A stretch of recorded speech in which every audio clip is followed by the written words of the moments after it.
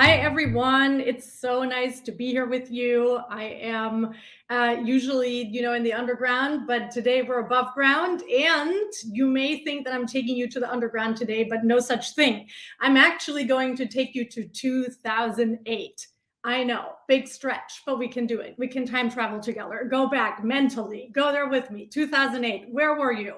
I was in the United States already, but my parents, and like Wakey, I'm a single child, one daughter, one child that left the sacred home, which is a tiny village in the south of Germany called Reicheneck. And when I say it is a tiny village, by that I mean it has the population of 800 people. And there were more cows and more little streams of grass than there were people around. So I'm in the United States. My parents are in this tiny village in the south of Germany. And my dad works, of course, in the automobile industry because he's a German dad. What else would he be doing?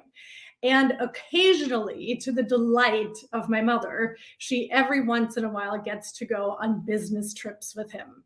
And on one such occasion, she gets to go to Japan with him, which was a very, very special thing for, all of us. Myself, secondhand experience was wonderful of it. And I will tell you why.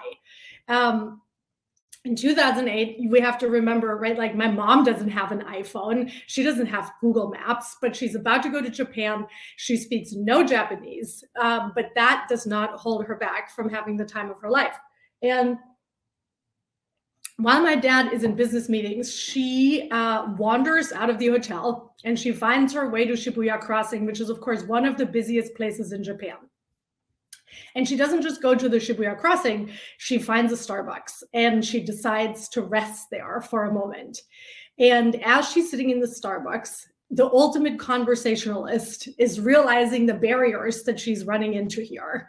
But that does not stop her from doing the thing that she knows how to do best, which is to look around at people and to make eye contact. I know all of us have had all the eye contact we could ever handle. All we see now is eyes. We can't see the rest of the faces anymore. But a lot of us, let's not forget, are incredibly uncomfortable with eye contact, face mask or no face mask. Not so my mom. And so she looks around and she finds this young couple next to her and she decides to just start smiling at them. And they start to smile back.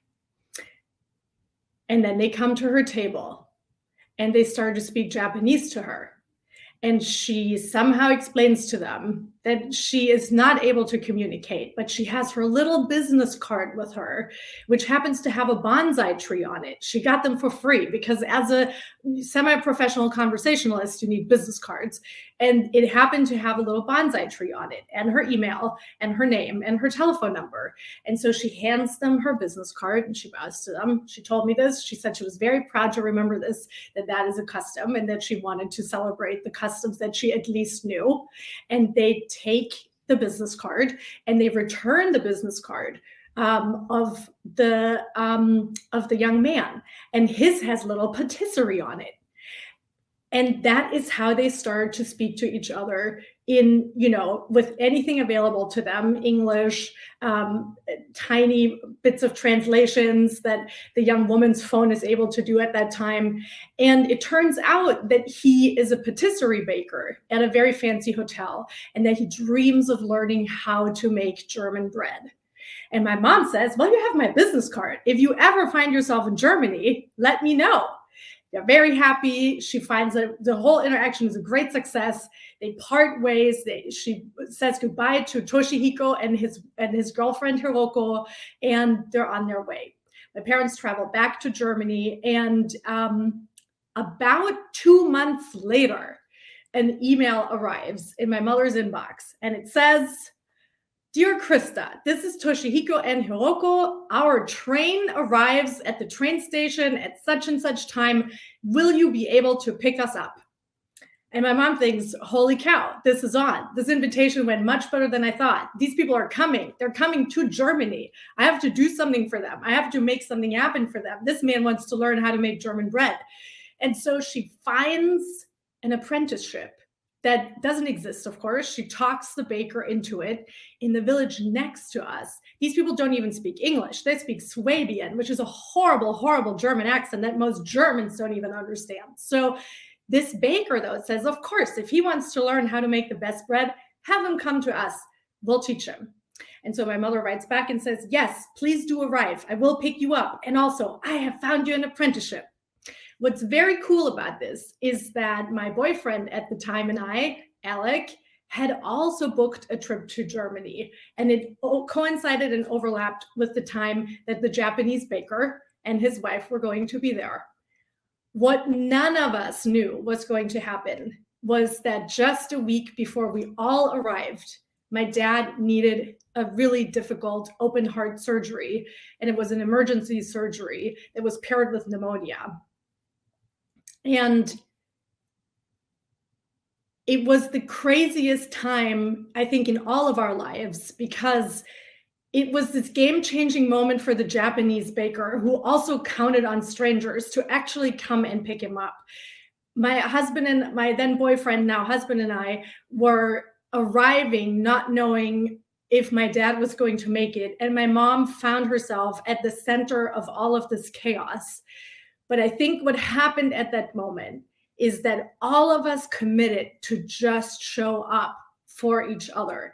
And that is exactly what happened. It was complete chaos and pandemonium.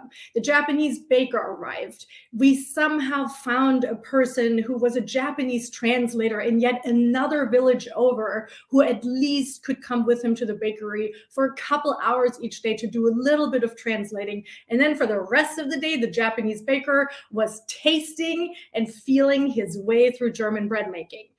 My then boyfriend, now husband, and I were back and forth on hospital trips. We were driving the Japanese baker to the bakery. We were trying to keep my mother alive through all of this. And throughout these 2 weeks, the miraculous thing that happened is that the Japanese baker indeed learned how to make German bread. My father made it through the surgery. And my boyfriend took me on a small little getaway to get me out of this chaotic situation. And on that trip, proposed to me. And I said yes to that. And after those 2 weeks, we each went back to our respective homes. The Japanese baker and his girlfriend went back to Japan. My then fiance and I went back to the United States. My mom and dad went back home to the village where my dad could start his healing journey. But what I will never forget is that many years later, 4 years later, in 2012, I went through a really difficult phase of kind of parting with my first career of being a creative director and owning an agency. And my, by that time, husband and I owned it together, and we had to close it. And we said, well, before we jump into the next thing, let's go travel and let's go see some places that we've always dreamt of. And so I sent an email to the Japanese baker and I said, hi, we're going to arrive in Japan on X date. We would love to come to your village. Will you be able to come pick us up? And he wrote back and he said, it would be my pleasure. And seeing the Japanese baker in his bakery where he was making German bread in a small Japanese village with the brezeln gracing the counters and the German bread loaves gracing the beautiful bread baskets, in and of itself would have been amazing. But what really blew me away was that in one corner, the prominent one, when you enter and you first open the door, the first thing you saw in the corner was a little shrine and altar to my mom with her photo and a clipping from the local newspaper that had been writing about the Japanese baker's visit to Germany. And my mom was looking down at me and she made eye contact with me as if to remind me that magical things can happen when you dare to really look at one another.